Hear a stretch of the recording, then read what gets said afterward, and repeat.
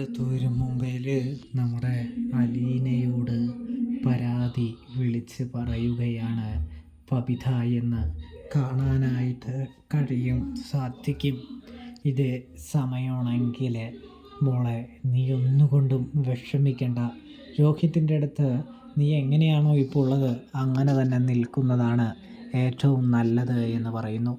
നിൻ്റെ അമ്മ നിങ്ങളെ തമ്മിൽ തല്ലി പിടിപ്പിക്കാനായിട്ടും അച്ഛൻ്റെ ശക്തി കുറയ്ക്കാനായിട്ടും നിങ്ങളെ തമ്മിൽ തെറ്റിക്കുന്നതാണെന്ന് പറഞ്ഞ് മനസ്സിലാക്കി കൊടുക്കുകയാണ് നമ്മുടെ അലീന ആർക്ക്? ബബിതയ്ക്ക്. ഇതേ സമയം നമ്മുടെ ബബിതയാണെങ്കിൽ അലീന പറയുന്നത് കേൾക്കുന്നൊരു കാഴ്ചയും കാണാൻ സാധിക്കുന്നുണ്ട്. ഇതേ സമയമാണെങ്കിൽ നമ്മുടെ അലീന ബബിതയ്ക്ക് ധൈര്യം കൊടുക്കുകയാണ് എന്നും കാണാം.